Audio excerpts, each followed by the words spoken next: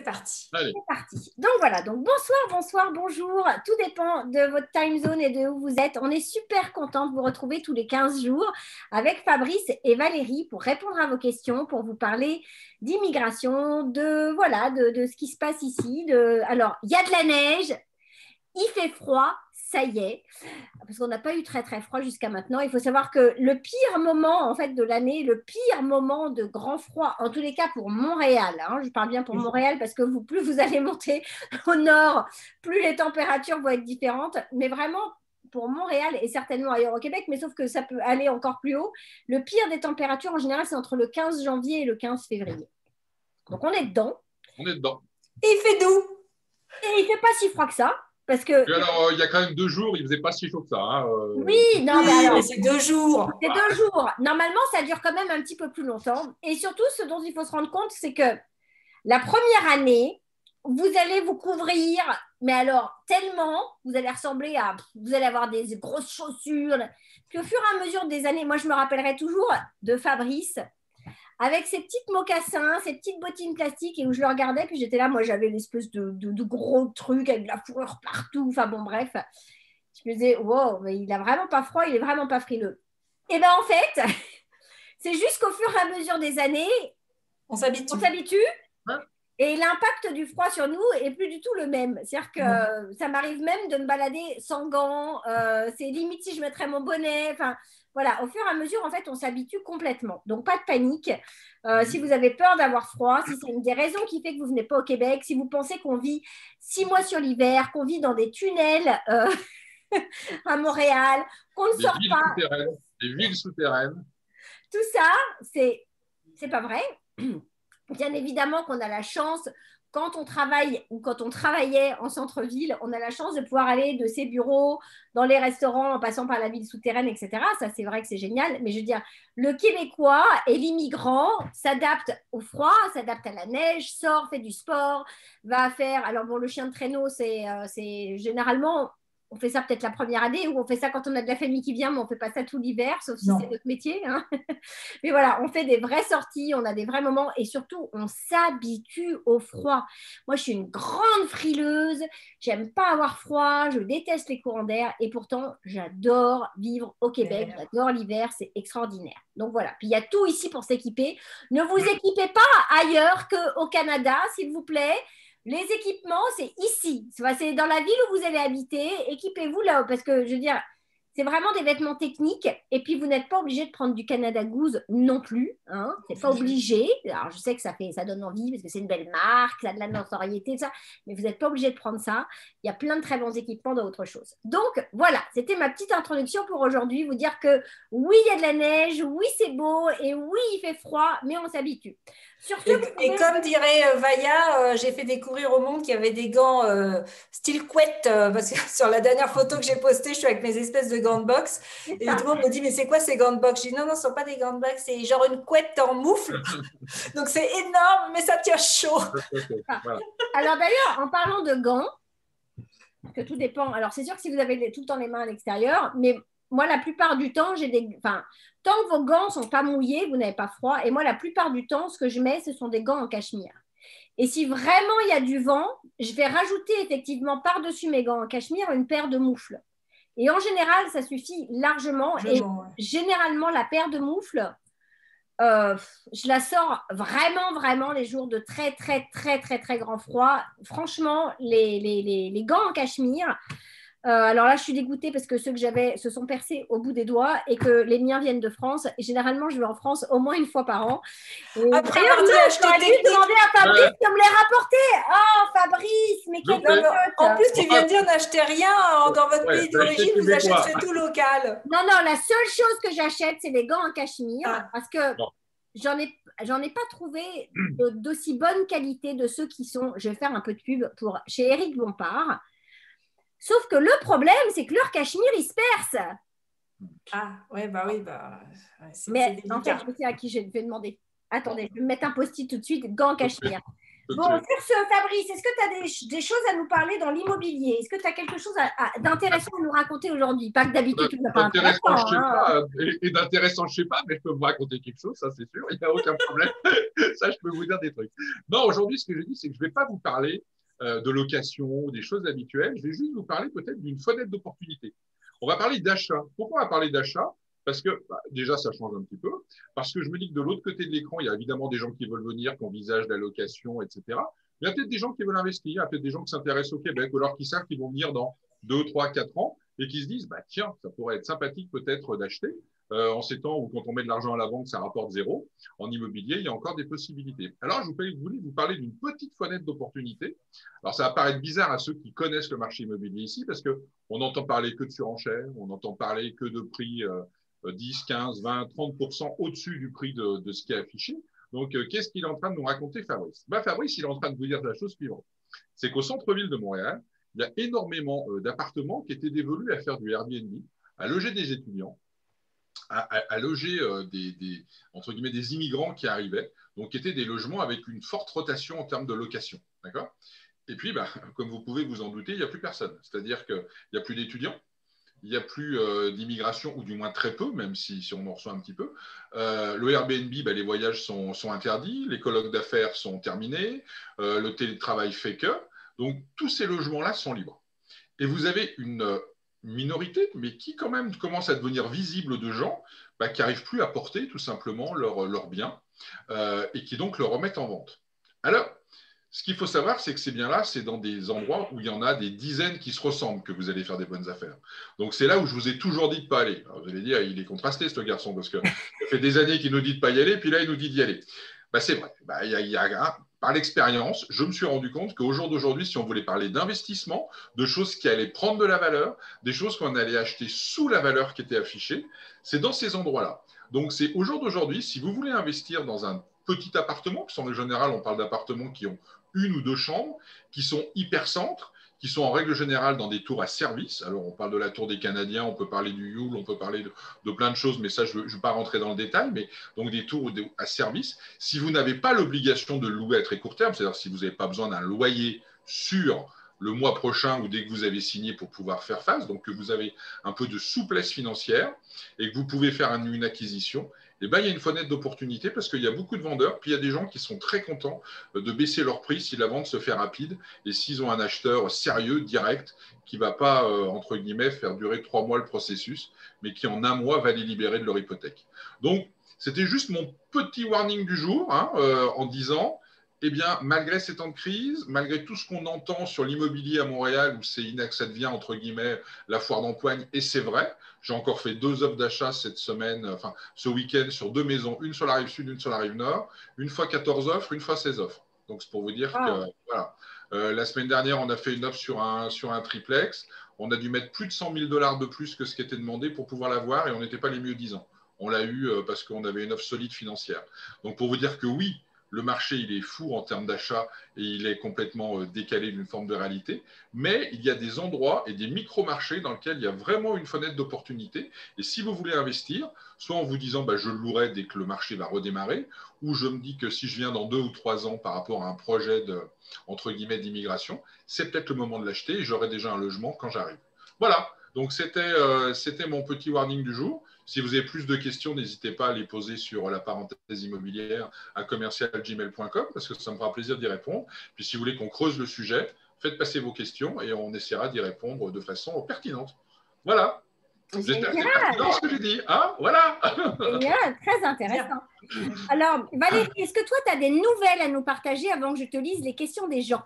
Oui, alors, côté immigration, ça n'a pas vraiment bougé. Il y a juste quelques politiques d'intérêt public qui ont été en fait prorogées, c'est-à-dire que là où les politiques étaient valides jusqu'au 31 décembre, la plupart sont reportées jusqu'au 31 mars, voire 27 juillet, voire 31 août, pour certaines d'entre elles. Donc, chaque politique a sa date d'échéance, nouvelle date d'échéance. Donc, tout ce qui se terminait au 31 décembre, en fait, a été reporté à une date ultérieure dans l'année 2021. Donc, à vous de voir dans quelle politique vous tombez et laquelle vous pouvez utiliser pour essayer de proroger votre statut ou sauver votre statut si vous l'avez perdu, le restaurer. Donc, je vous invite à aller voir sur ma page VF Immigration, je les ai toutes mises en ligne, donc je les ai toutes publiées, donc vous pouvez aller les rechercher. depuis le 31 décembre, je les ai publiées, donc elles sont assez récentes. Ce sont les dernières publications. Donc voilà, enfin, allez voir s'il y a une politique qui peut vous intéresser. Et puis demain, n'oubliez pas, le 27 janvier va sortir la politique d'intérêt public pour les étudiants qui peuvent proroger leur permis de travail post-diplôme. Donc ça, c'est tous les étudiants pour qui leur permis d'études se termine avant le 27 novembre 2021. Enfin, le permis d'études, non, pardon. Le permis de travail post-diplôme se termine avant le 27 novembre 2021 et qui vont pouvoir donc demander 18 mois supplémentaires. C'est un cadeau que leur fait le gouvernement du Canada parce qu'ils n'ont pas pu utiliser leur post-diplôme à bon escient pendant le Covid. Ils n'ont pas pu travailler, donc le gouvernement leur donne 18 mois supplémentaires pour avoir cette expérience de travail associée à leur diplôme. Et si donc ça, c'est après, demain. Je peux faire une publication demain avec les instructions précises, mais c'est demain que ça sort. Si ça se termine après le mois de novembre 2021, si leur permis se termine après le 27 novembre, en fait, ils tombent pas sous la… Ils ont la chance d'avoir un permis qui est plus long, donc ils ont a priori eu le temps de recommencer à travailler ou ils auront le temps. Ils ont le temps cette année, quoi. C'est vraiment pour ceux qui ont été touchés plus largement dans l'année 2020. Ok. Donc voilà, parce que l'année 2020, il y a eu quand même 9 mois de Covid, quoi. L'année 2021, on espère que les choses vont se remettre en route petit à petit au fur et à mesure dans les prochains mois. Là, après le 8 février, entre autres, là, on espère que les commerces, on y croit, que les commerces vont pouvoir ouvrir, que les gens vont pouvoir se remettre à travailler. Donc, du coup, ça toucherait que 2 mois de 2020-2021. Et on estime que du coup, ça leur laisse, ceux qui ont un permis valide jusqu'à la fin de l'année, ils ont quand même le temps d'accumuler un peu d'expérience. Bon, après ça, les choses peuvent changer. C'est-à-dire que si on repart sur une 4e vague, parce que nous, on en est à la 4e, hein, là où certains parlent juste de 3e, nous, on l'a déjà faite, celle-là, c'est check. On va passer à la 4e. Donc, si on passe sur une autre vague, effectivement, là, ils vont peut-être proroger encore et faire d'autres politiques d'intérêt public. Bon, ok, écoute, hein. Qui vivra verra, comme on dit. Hein. Exactement. Qui vivra verra. En matière d'immigration, il faut être vraiment… faut aller vérifier tous les jours la page d'immigration Canada pour vérifier qu'est-ce qu'il y a de nouveau, qu'est-ce qui a changé, qu'est-ce qui est mis en place. On ne peut pas se baser sur même des anciennes vidéos. Là, je vois que les gens vont voir nos anciennes vidéos sur YouTube, c'est bien, mais il y a des choses qui sont encore correctes, mais il y en a d'autres qui sont même plus à jour. Quoi. Donc, c'est sûr que les anciennes vidéos, il y a du bon et du mauvais à prendre. Il faut faire attention. Exactement. Y a-t-il des nouvelles avec le programme des travailleurs qualifiés Québec qui sont à l'étape fédérale? Ils sont au même état que tout le monde, c'est-à-dire que les travailleurs qualifiés Québec, que vous ayez fait la demande sous le PEC, le programme d'expérience québécoise, ou sous ARIMA, c'est 27 mois d'attente pour tout le monde. Vous recevez assez rapidement maintenant un accusé de réception provisoire. Attention, j'insiste sur le mot provisoire. Vous allez recevoir le définitif plutôt vers la fin du traitement, 6 mois avant à peu près. C'est là qu'on va vous demander de passer les examens médicaux et puis de fournir peut-être une mise à jour de vos demandes d'RP. On va vous demander par exemple de mettre à jour qu'est-ce que vous avez fait pendant les 20 derniers mois, vos adresses, vos expériences de travail, d'études, tout ce que vous aurez fait, quoi. Et du coup, c'est à ce moment-là que le dossier va vraiment se mettre à bouger. Mais c'est vrai que c'est 27 mois, donc patience. 27 mois après l'accusé de réception?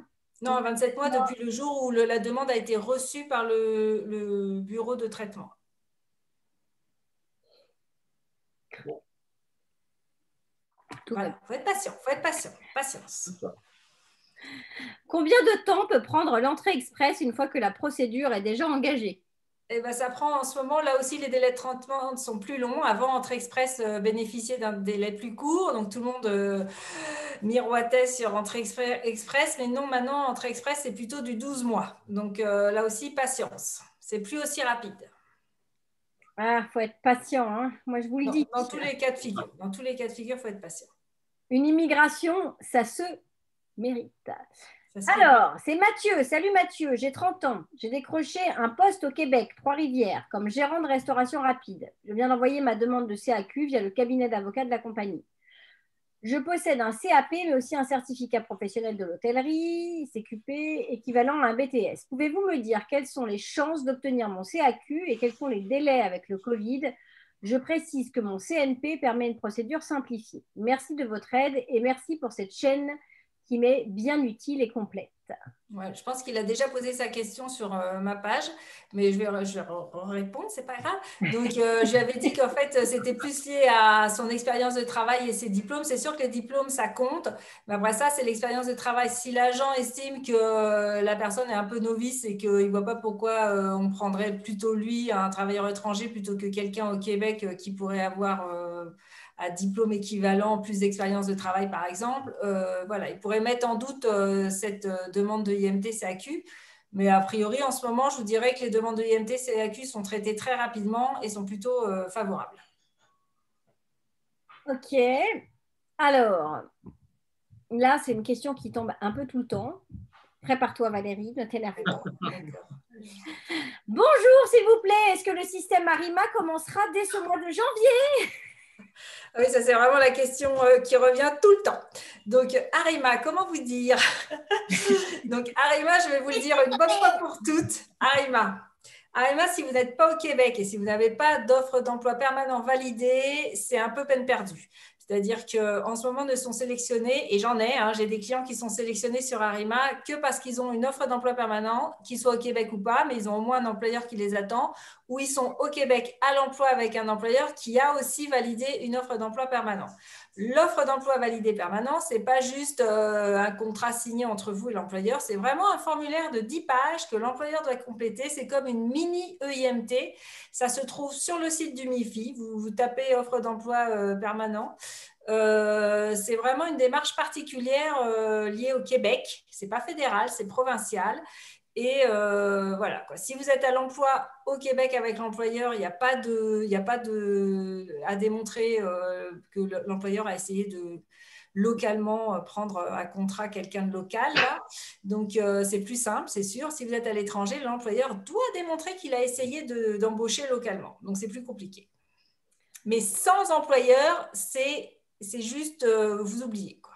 En ce moment, et surtout pendant le Covid, on ne fait pas venir de personnes étrangères qui n'ont pas d'emploi au Québec. Et au Canada, c'est pareil. En gros, vous savez très bien que pour venir voyager, il faut avoir un permis de travail et un employeur qui vous attend ici au Canada. Donc, ça s'applique aussi en termes d'immigration. Il faut avoir un lien avec un employeur.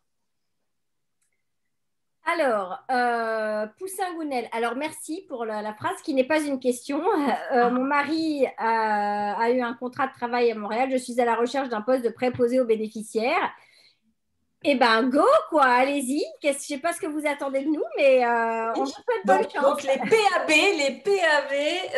si nous avons appris ce petit acronyme, sont en demande. Donc, déposez votre CV dans les hôpitaux, surtout si vous avez un permis de travail ouvert lié à votre conjoint.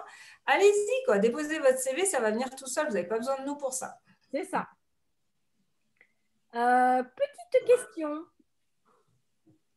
Par rapport à la politique publique de pouvoir proroger les permis de travail post-diplôme expirés, est-ce qu'on va pouvoir faire la demande en ligne? Et si le formulaire va être le même qu'on faisait avant, j'ai eu ma demande de prorogation. Proro, ok. Ouais, j'étais la pro, je voyais pas très proro, refusée, mais je l'avais soumis en novembre dernier. Je pense à la redemander une fois la pôle pub. Enfin, la politique, ouais, la politique. Ah, waouh, arrêtez de faire des raccourcis comme ça, waouh, je vais mourir, moi. La politique sera passée. La pôle pub soit mise en place, la politique publique.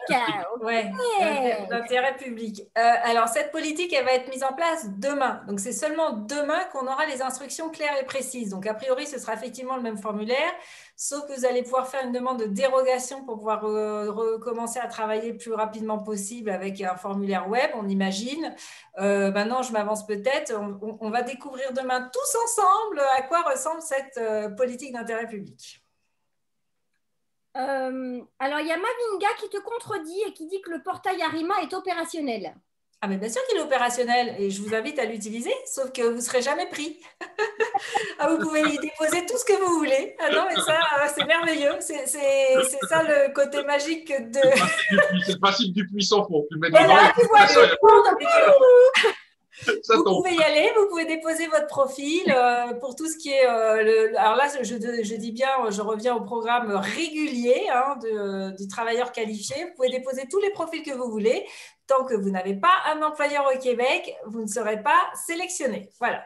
Par contre, il y a depuis déjà 2 semaines, il y a aussi Arima qui fonctionne pour le programme de l'expérience québécoise. Donc, j'ai certains clients qui essayent par eux-mêmes de monter leur dossier qui depuis ce matin me dit ça marche pas, il y a certaines choses qui ne marchent pas. Effectivement, ça vient d'être mis en route, donc il y a des petits bugs. Il y a un lien où vous pouvez communiquer avec MIFI pour leur demander des explications ou conseils si vous n'arrivez pas à monter votre demande. Mais c'est vrai que de toute manière, depuis aujourd'hui, c'est obligatoire. Si vous faites une demande de CSQ sous le programme de l'expérience québécoise, vous devez déposer la demande sur le portail Arima. Alors, Arsène.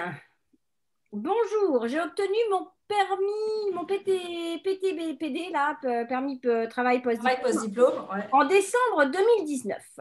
Oui, cela veut dire que je pourrais bénéficier des règles du PEQ qui ont été en vigueur avant le 22 juillet 2020. Est-ce que cela veut dire que je pourrais exercer un emploi qui ne fait pas partie des catégories 0, A ou B de la classification nationale des professions? Est-ce que le fonctionnaire du MIFI vérifie vraiment la conformité des tâches exercées par les demandeurs du CSQ au titre du poste de la CNP? Merci beaucoup pour votre réponse. Alors voilà, si vous avez obtenu votre permis de travail post-diplôme avant le 22 juillet 2020, vous passez effectivement sous l'ancien règlement. Sous l'ancien règlement, peu importe votre niveau de profession. Donc vous pouvez déclarer tout ce que vous avez, l'expérience de travail qui correspond à plusieurs professions de 0, A, B, C ou D. Peu importe le niveau de profession dans votre cas. Et puis, en fait, essayez au moins d'aligner le titre de votre emploi aux tâches décrites sur le code CNP. Vous savez, il y a un lien quand vous cliquez sur Google, vous cliquez juste code CNP, vous allez arriver sur la liste des professions du Canada. Donc, essayez quand même ils ne vont pas vraiment vérifier parce que sous l'ancien règlement, ce n'était pas vraiment le but. Mais il faut au moins que si vous dites que vous êtes serveur, décrivez que vous servez bien service à table, quoi. Si vous mettez serveur et que vous mettez repassage des nappes, ça va être bizarre. Donc, voilà, il faut au moins que ce soit en lien avec l'intitulé de votre profession. Pour le reste, je vous dirais que sous l'ancien règlement, ce n'est pas aussi précis. Sous le nouveau règlement, c'est sûr qu'il faut être précis quant à l'intitulé et les tâches exercées. Alors, mon cher Fabrice, oui. Ça me fait sourire parce qu'il y a quelqu'un qui a commenté au moment où tu parlais d'achat et d'acquisition, etc. et qui commente avec la taxe de bienvenue surtout. Puis on sent un petit peu Alors, explique-nous la taxe de bienvenue parce que la taxe de bienvenue, c'est… explique-nous. Enfin, nous, on a taxe de bienvenue, c'est normal. En fait, la taxe de bienvenue, c'est ce qu'on appelle les frais de notaire en France. Pour ceux qui sont en France, très souvent, quand on va chez le notaire en France, on paye à la fois les émoluments du notaire, c'est-à-dire les actes professionnels qu'il va poser, plus la taxe de mutation, qui est en fin de compte la taxe qui justifie le changement de propriété.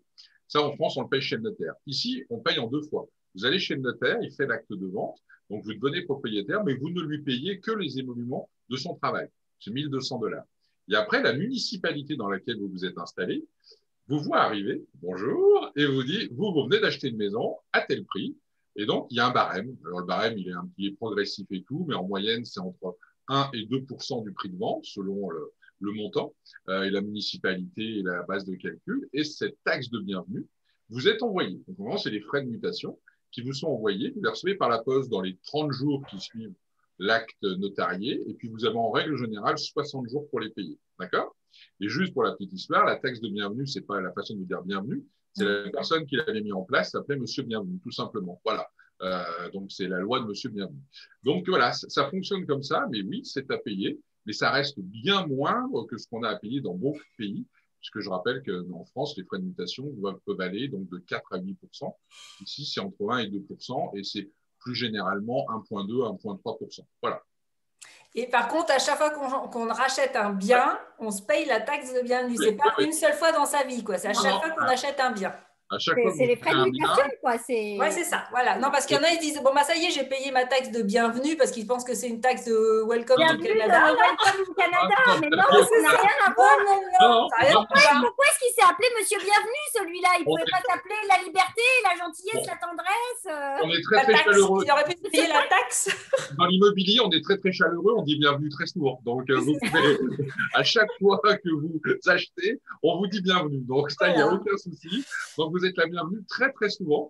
Mais oui, donc c'est évidemment à prendre en compte. Alors là, pour être plus sérieux, c'est évidemment à prendre en compte dans le montage financier, puisque c'est pas Oui. de l'argent que la banque va vous prêter. Là, ça peut pas faire partie de l'hypothèque. Enfin, en tout cas, dans 99% des cas, il y a toujours des gens qui vous trouveront des solutions alternatives, mais dans 99% des cas, donc c'est de la trésorerie que vous devez avoir pour pouvoir faire face à cette obligation quand vous allez acheter, bien évidemment. Voilà. Donc Et c'est puis, pour le petit point important, c'est que cette taxe-là, elle arrive genre très rapidement une fois que vous avez ah fait oui, l'acquisition. oui, Genre oui, dans le mois qui suit, c'est vous ça. recevez le petit papier de la mairie. En Voilà. règle générale, c'est 30 jours et vous avez 60 jours pour payer. Donc Ouais, voilà, c'est c'est ça. quelque chose qui a payé dans les 90 jours max du moment où vous êtes devenu propriétaire. Propriétaire. Donc Ouais. ça va très très vite. Et j'ai entendu une fois ou deux que alors la seule bonne chose quand même, c'est exceptionnel, mais ça arrive une fois tous les 10 ans, c'est que si on vous oublie, surtout ne la réclamez pas, parce qu'au Ah bout de non? 3 ans, vous ne l'êtes plus. Hein, voilà. Donc, si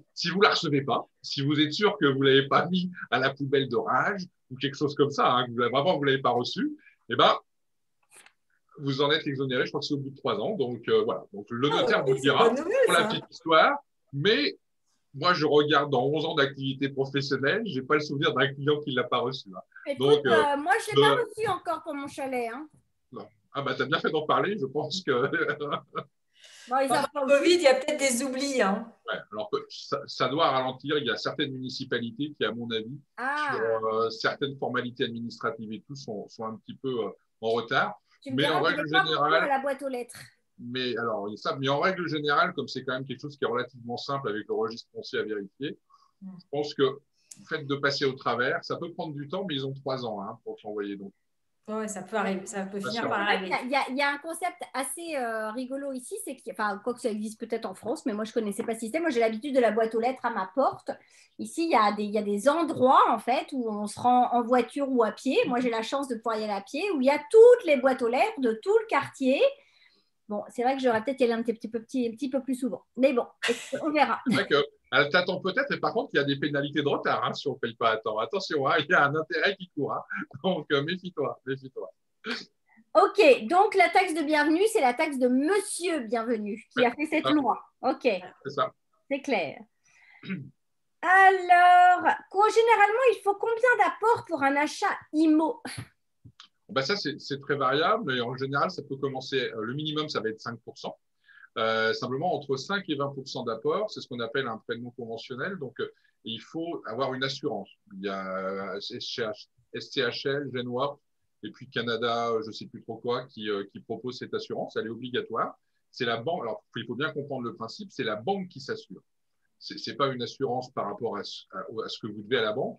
C'est la banque qui dit, comme je prête de l'argent à des gens qui ne mettent pas 20%, je veux une assurance qui me couvre au cas où il y ait, entre guillemets, un problème dans les règlements.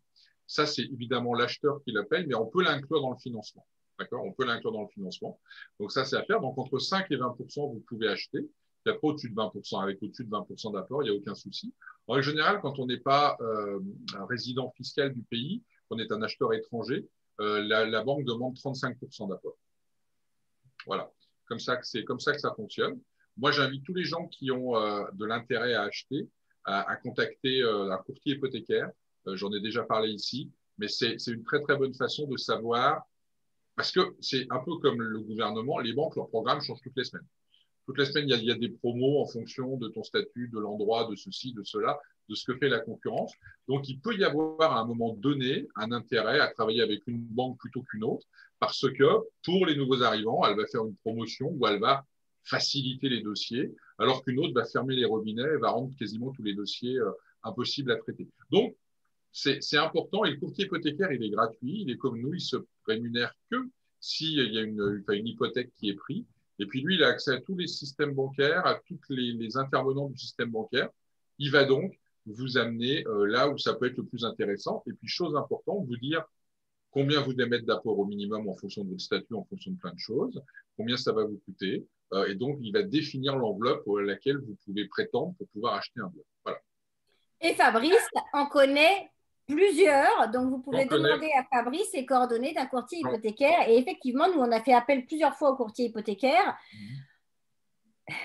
Malheureusement pour lui, à l'époque, je rigole, mais ça n'a pas abouti. Ça n'a pas abouti. Donc, il n'a jamais été rémunéré pour le travail qu'il a fait avec nous, mais peut-être que si on fait appel à ses services pour d'autres choses, il sera alors rémunéré. Mais effectivement, on ne le rémunère qu'une fois que le dossier a Moi, j'ai 2 courtiers hypothécaires qui sont en plus spécialisés dans tout ce qui est étrangers, nouveaux arrivants et tout. Donc, c'est intéressant de les contacter et puis de leur poser la question, parce que c'est là où on aura la meilleure réponse. Et on aura surtout une réponse beaucoup plus générale et beaucoup plus juste que si on s'adresse à une banque entrante qui va ne vous vendre que ses produits. Et ces produits seront peut-être pas au moment X adaptés à votre situation. Voilà.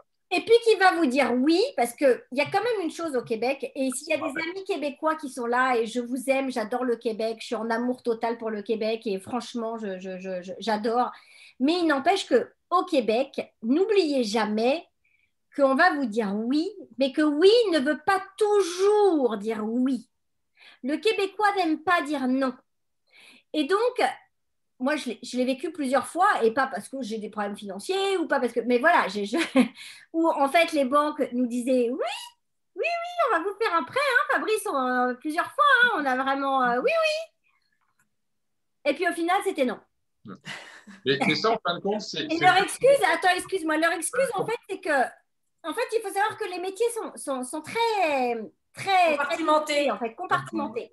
Donc, il y a l'agent, votre agent de banque, hein, votre commercial qui s'occupe de vous. Mais derrière, plus haut, il y a les bureaux de crédit. Donc, c'est pas lui. Il dit, ah non, mais c'est pas moi, parce que moi, je vous le raccordais, mais mon bureau de crédit, donc ils se mettent des parapluies, ils sécurisent. Donc, vas-y. Enfin, mais voilà, ils disent oui. Surtout, ce qui se passe, c'est que si vous êtes au Canada salarié avec un bon emploi, un bon apport, votre interlocuteur à la banque, il va vous dire oui, puis il sera un oui. Il n'y a pas de souci. À partir du moment où vous commencez à être soit à l'étranger, soit travailleur autonome, soit dans une situation, on va dire, un petit peu plus précaire au sens bancaire. Au sens bancaire, hein, je m'entends, on peut être un travailleur autonome, peut avoir d'excellents revenus, donc on ne peut pas être précaire financièrement, mais précaire au sens de la régularité de vos revenus. Très souvent, et encore plus quand vous venez de l'étranger, vous avez un statut un peu particulier, il n'est pas formé en règle générale. Votre interlocuteur bancaire que vous avez, votre conseiller clientèle, il n'a pas forcément toutes les données du problème. Donc, il va dire, vous lui dites que vous avez tant de revenus que vous voulez acheter, il va vous dire oui. Et après, quand ça remonte dans les étages, comme le dossier n'a pas été étudié, comme il fallait en posant les bonnes questions, ça arrive au moment de l'analyste qui, lui, il me manque ça, puis c'est pas quelqu'un qui est salarié, ou c'est pas quelqu'un qui a des revenus, ou c'est pas quelqu'un qui habite ici, ou c'est... Voilà. Donc, c'est l'avantage du courtier hypothécaire, c'est que lui, il va faire toute cette analyse en amont, parce que lui, quand il va présenter le dossier, s'il présente un dossier qui présente ce type de défaillance à une banque, il a ce qu'on appelle des points négatifs, entre guillemets, et la banque va moins bien le considérer. Donc, rassurez-vous que lui, il va étudier très précisément votre situation, et s'il vous dit oui, c'est possible, on va dire que dans 98% des cas, c'est possible. Il y a toujours le truc où il va vous dire oui, c'est possible, mais il y a un petit risque. Ça peut ne pas passer, mais tout à fait honnêtement, si un courtier hypothécaire vous dit j'ai étudié ton dossier, que vous l'avez donné tout ce qu'il vous a demandé et qu'il vous a qualifié, vous pouvez y aller, les yeux fermés, ça va passer. Exactement. Il y a des cas d'espèces, il y a des cas particuliers, il y a aussi le fait qu'à un moment donné, on donne des informations à quelqu'un, puis on ne s'est pas souvenu où on a oublié un truc, et puis là, ça peut bloquer. Mais en règle générale, le courtier hypothécaire, quand on a un dossier un peu particulier, c'est beaucoup plus fiable que l'interlocuteur traditionnel de la banque. Voilà. Exactement. Il ne faut pas oublier qu'au Québec, au Canada, j'imagine c'est pareil, mais au Québec, je parle pour le Québec, il y a la cote de crédit qui est très importante et que quand on vient d'arriver, on n'a pas cette cote de crédit parce qu'il faut du temps pour l'avoir, pour la valoriser. Donc au départ, on démarre avec une mauvaise cote de crédit, même si on est un bon payeur et un bon... et c'est avec on n'en a pas du tout d'ailleurs. Oui, d'ailleurs, qu'on n'a même pas de crédit. On démarre avec une mauvaise cote et on l'améliore au fur et à mesure qu'on utilise, par exemple, nos cartes de crédit. Donc, surtout, je dis toujours aux gens, quand vous arrivez, prenez une carte de crédit. C'est la seule façon avec laquelle vous allez pouvoir vous créer cette cote de crédit. C'est-à-dire, même si vous l'utilisez 100 $ par mois, mais vous le repayez tout de suite, bah voilà, vous créez une bonne cote de crédit. D'ailleurs, Fabrice, explique-nous la carte de crédit, carte de débit. Ouais, alors, c'est pas ça, mais je veux dire que c'est bizarrement en immobilier, des fois, il est plus simple. Alors, je sais que c'est pas du tout ce que je recommande et tout, mais il est plus simple d'acheter au tout début parce que justement, vous venez d'arriver, vous n'avez pas de code de crédit, mais si vous avez un bon apport et tout, il y a des exceptions qui existent, des programmes spécifiques pour les nouveaux arrivants.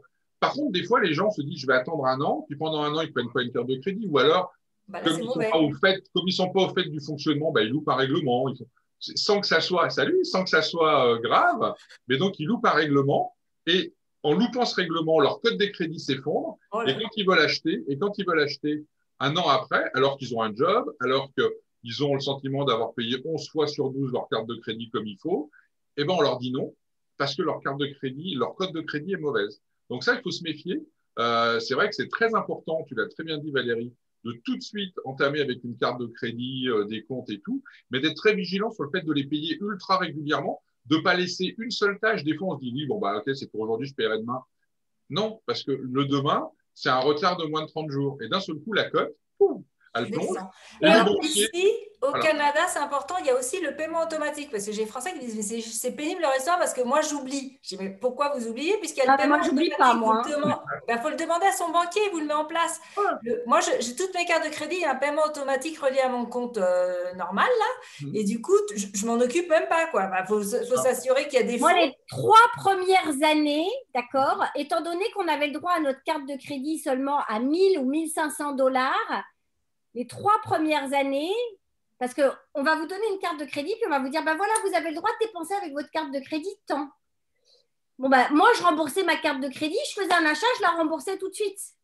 Oui, parce que quand j'avais le droit à 1500 $, bah, au moins, j'avais tout le temps mon 1500 $. Donc, même si avec ma carte de crédit, je dépensais bien plus que 1500 $, vous pouvez imaginer, hein, on est une famille de 6 quand même, hein, 4 enfants, ça mange sous ces bouches-là. Donc, on dépensait plus que 1500 $ par mois avec notre carte de crédit. Mais il n'empêche que je la remboursais quasiment tous les 2-3 jours, en fait. Donc, voilà. Et la grosse différence entre la carte, en fait, on a 2 cartes. On a une carte de débit à débit immédiat, c'est-à-dire que vous payez avec cette carte.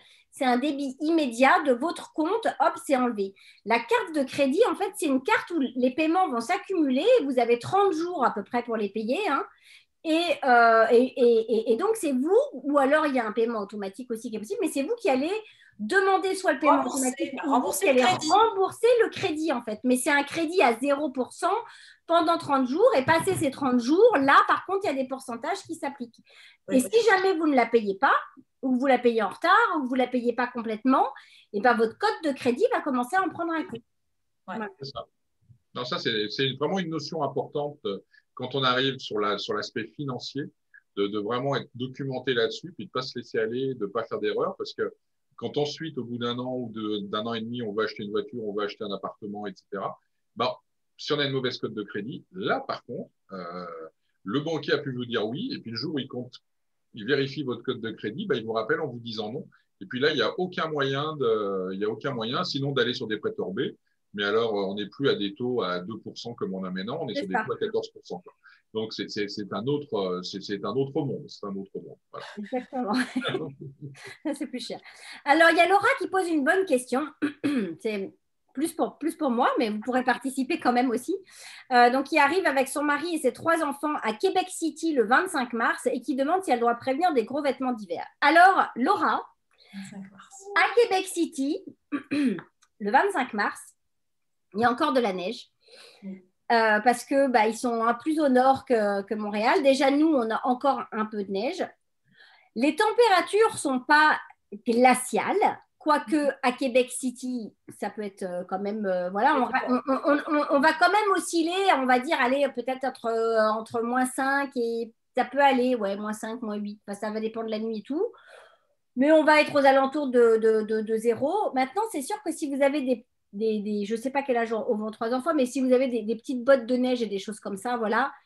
À partir du 25 mars, vous pouvez vous dire que vous pouvez encore, je pense, utiliser les manteaux. Tout dépend si vous habitez dans le sud de la France. Mais voilà, si vous avez des petites choses avec lesquelles vous partez au ski, Si vous allez au ski de temps en temps, ça va le faire. Ouais. Donc, voilà, n'allez pas. Et puis, de toute façon, vous allez arriver le 25 mars, vous allez être confiné pendant 14 jours, normalement. Il y a des chances. Il y a beaucoup de chances. On va dire qu'il y a 99,99% de chances que vous soyez confiné. Donc, dans ce temps de 14 jours, vous pouvez tout à fait magasiner en ligne et vous faire livrer chez vous, voire vous pouvez même, si vous avez déjà votre adresse 10 jours avant d'arriver, vous faire envoyer chez vous des choses que vous allez magasiner en ligne. Mais oui, à Québec City, le 25 mars, il y a encore de la neige. Il faut quand même se rendre compte que vous êtes plus au nord, ils ont de la neige. Je ne vais pas vous désespérer, mais… Mais ce qui est important, moi, je trouve… Il y en a de moins en moins. Moi, j'y vais régulièrement à Québec. J'étais encore cette semaine, là, enfin, cette fin de semaine. Bah, je trouve que cette année, on est vraiment… Ouais, mais enfin bon, on n'est pas à l'abri que… Ah oui, mais toujours le une tempête. 5 mai, il y a encore de la neige, quoi. Mais moi, je dirais, si les enfants, si vous venez avec vos enfants et qu'ils ont des moon boots sport d'hiver cette année, utilisez celle-là. N'achetez pas des nouvelles chaussures parce que les pieds grandissants, l'année prochaine, ça ne leur ira plus. Exactement. Pareil pour les manteaux, ou alors achetez-leur bien grand. Mais franchement, les enfants, c'est un casse-tête parce que tous les ans, il faut racheter du matos parce que ces petites choses grandissent. C'est ça. Donc, puis dans la cour d'école, avec les pantalons de neige, les trucs qui se trouvent parce qu'ils font de la lutte avec leurs pantalons. Enfin, bon, Costco est très bien pour ça. Au primaire, les enfants qui vont au primaire doivent porter à l'école donc des moon boots, des pantalons de sport d'hiver. On parle bien de pantalon, hein, pas de salopette et des choses comme ça, le pantalon, et de manteau, hein, parce qu'ils vont dans la cour, ils jouent dehors, hein, on les fait aller dehors. Dans la neige, littéralement. Dans la neige, vraiment. Donc voilà. Donc non, vous n'achetez pas en particulier parce que c'est le 25 mars, mais par contre, si vous n'avez pas ni moon boots, ni pantalon de ski et choses comme ça, bah oui, il va peut-être falloir quand même en acheter parce que bah, ils vont se rouler dans la neige. Et à Québec City, le 25 mars, il y aura de la neige. Il faut savoir qu'il y a des années où jusqu'au 15 mai à Québec, dans la ville de Québec, à Québec, il y a de la neige. Voilà, donc c'est super. Il fait un peu moins froid. Après le 25, ouais, normalement, moins froid, mais il y a de la neige. Voilà. Parce qu'il faut savoir que, je veux dire, il y a des mètres de neige. Enfin, il y a des tonnes de neige. Donc, pour qu'elles fondent complètement et qu'elles s'en aillent, peut-être qu'il n'y aura plus de tempête, mais il y aura de la neige dans les jardins. Vous allez avoir de la neige autour. Dans la cour de récréation. Dans la cour de récréation, dans les parcs, il y a de la neige vraiment. Enfin, voilà, même s'il ne neige plus, il y a de la neige. Il y a de la neige. Donc, voilà. Alors. Alors, avec mon mari et mes 2 enfants de 3 et 4 ans, est-ce qu'on aura de la chance d'aller au Québec? Je suis enseignante de français au collège. Je ne comprends pas trop le sens de la question, mais est-ce que c'est en vacances? La chance, c'est pas vraiment une question de chance, ça, c'est une question de Covid. Que vous allez pouvoir venir le jour où les restrictions de voyage vont être levées. Donc, pour le moment, c'est pas une question de chance, c'est une question qu'on soit tous ou vaccinés ou contaminés. Mais en gros, voilà. Parce qu'à court terme, on aura déjà de la chance si elles ne sont pas renforcées, les restrictions de voyage. Mais là, c'est sûr que pour le moment, les voyageurs n'y comptaient pas trop. Et je dirais que jusqu'à cet été, ce n'est pas trop envisageable. Alors, Marjorie, bonjour. Si on a un statut RP, mais qu'on n'a pas résidé dans un autre pays depuis plus de 5 ans, a-t-on un moyen de réactiver la RP ou est-on obligé de renoncer à la RP pour redemander un nouveau visa? Oui, alors si vous avez le statut de résident permanent, mais que vous n'avez pas passé vos 730 jours au Canada, vous avez ce qu'on appelle perdu votre statut de résident permanent. Malheureusement, vous allez devoir faire une demande de renonciation à votre statut pour pouvoir revenir en tant que visiteur. Il y a un moyen d'appel si effectivement vous n'avez pas pu venir au Canada pour des raisons humanitaires, mais il faut vraiment que ce soit des raisons humanitaires. Puis sur 5 ans, ça commence à être long, les raisons humanitaires, donc ça va être très bizarre.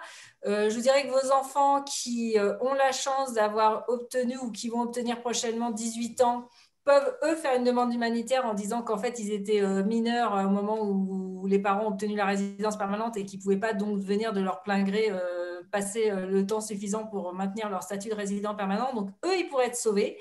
tous vos enfants qui vont obtenir leur 18e anniversaire bientôt. Mais il ne faut pas qu'ils attendent trop longtemps, hein. C'est 18 ans pétante et on n'attend pas trop longtemps avant de faire la demande de maintien de statut de résident permanent.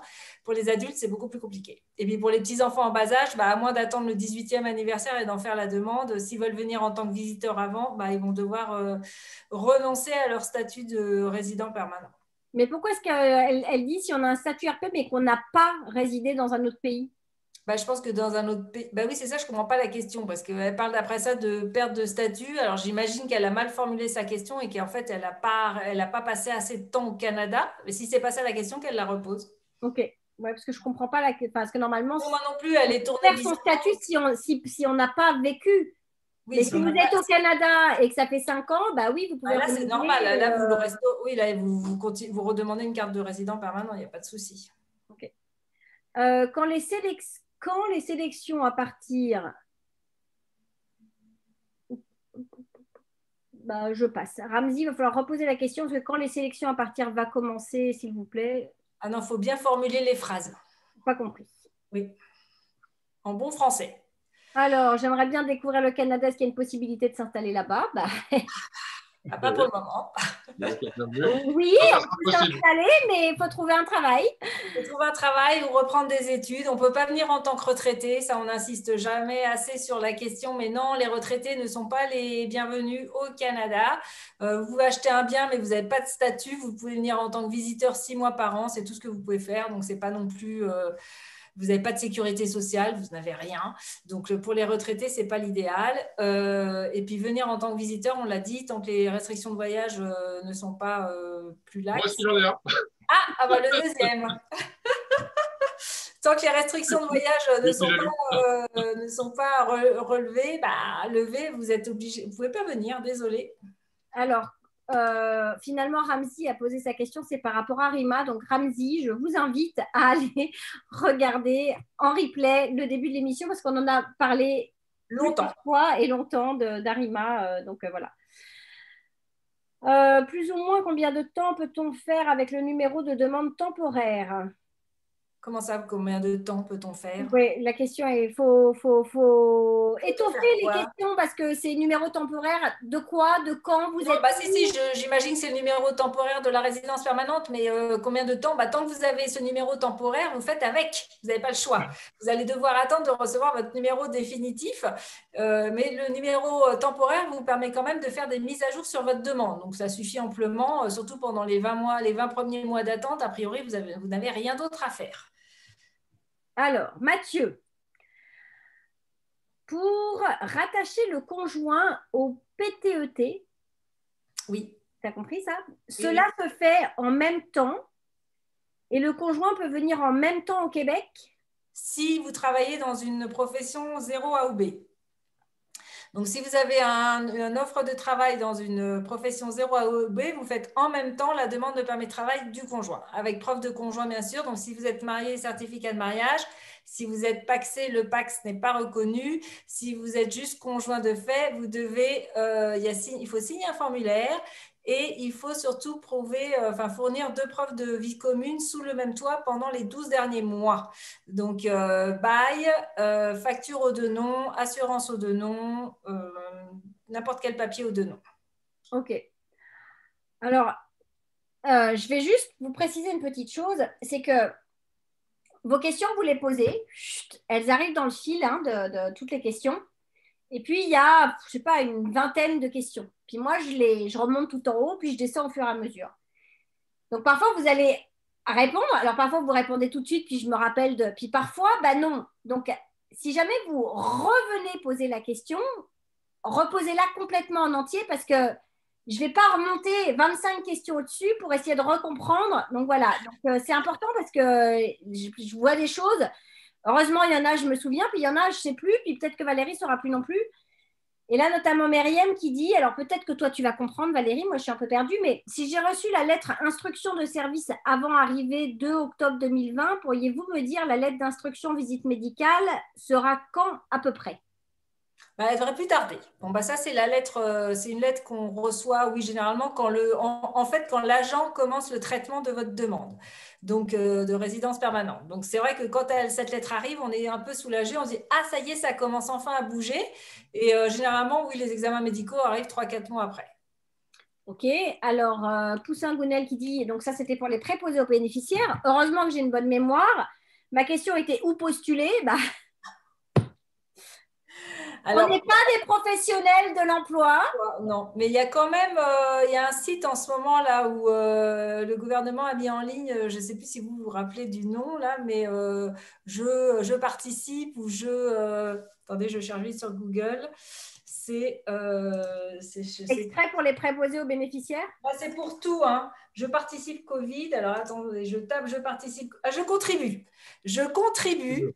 C'est le site que le gouvernement a créé en ligne. Donc, vous tapez sur Google, je contribue, contribution, là, enfin, je contribue, inscription, pardon. Et en dessous, j'ai même un autre site où il y a nous recrutons, et là, c'est pour les PAB, justement. Donc, allez-y carrément. Vous tapez je contribue dans Google, vous y arrivez tout de suite. Il y a le site d'inscription, vous montez votre CV, ils vont vous appeler. Si votre CV correspond à une recherche d'emploi, ils vont vous appeler.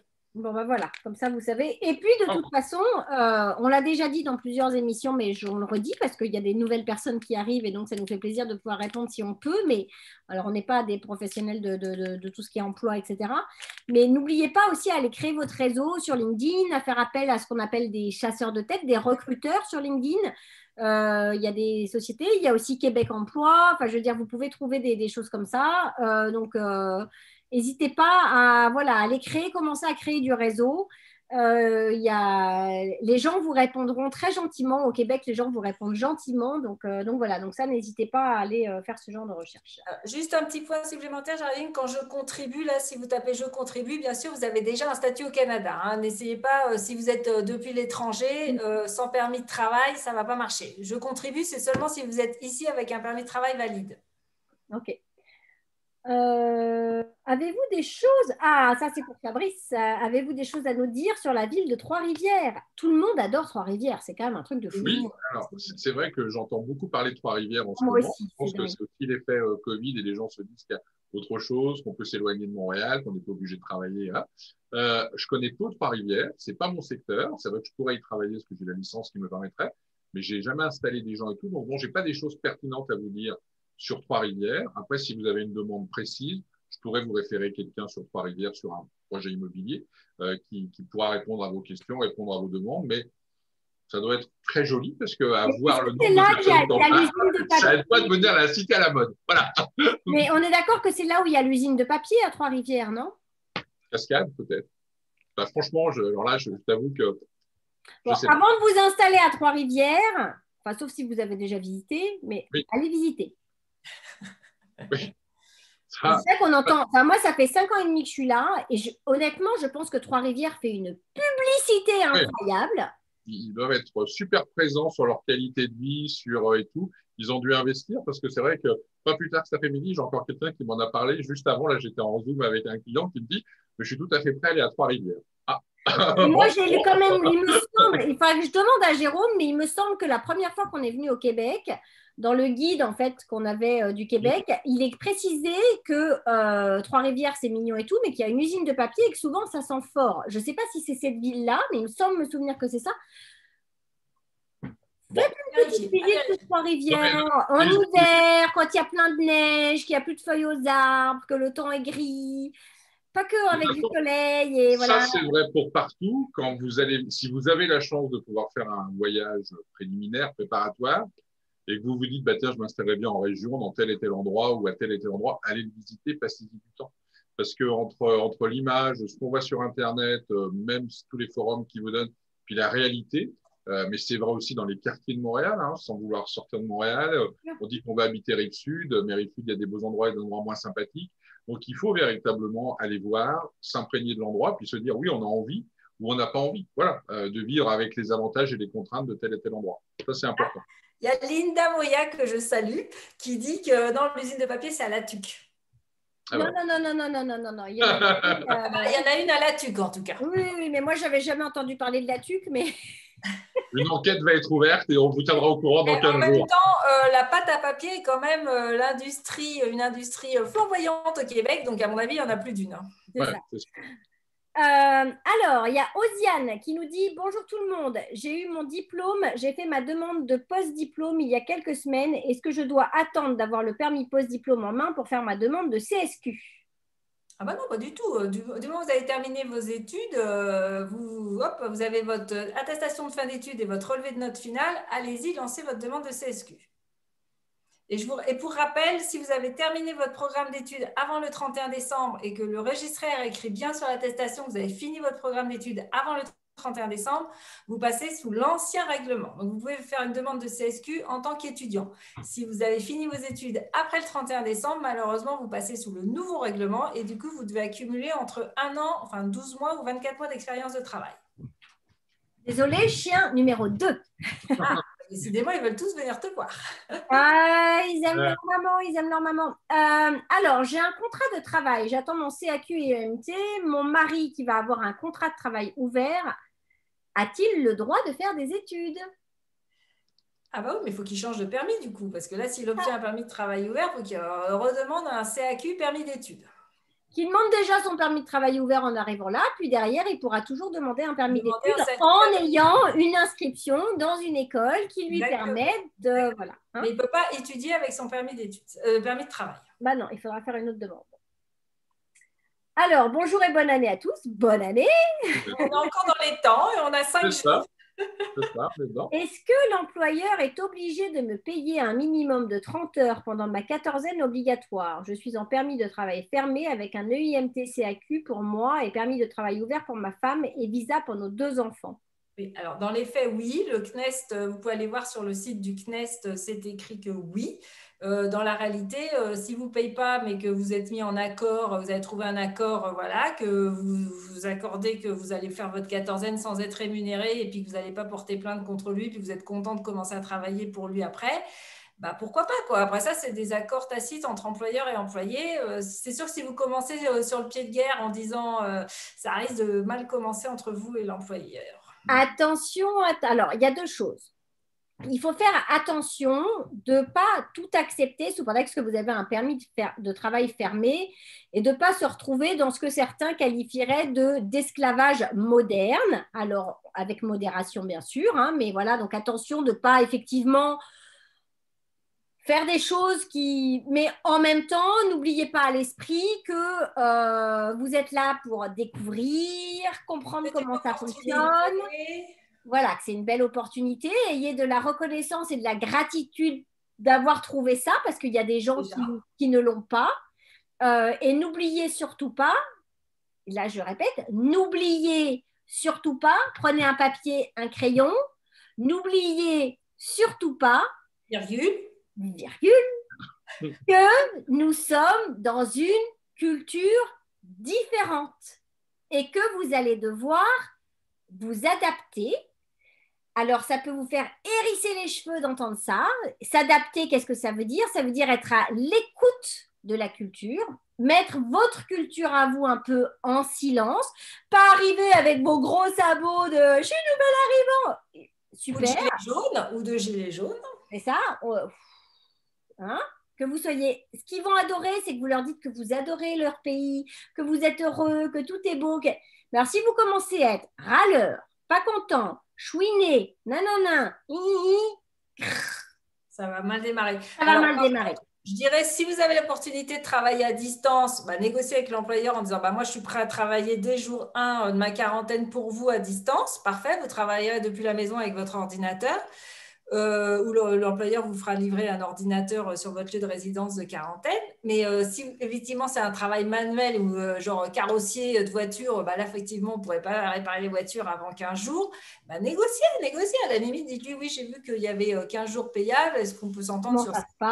Comment ça se passe? Si vous dites non, moi je ne paye pas ça, vous dites au moins 7 jours. Puis, je vous dis sur le site de la CNEST, CNESST, il y a tous les droits du travail et les droits du travailleur.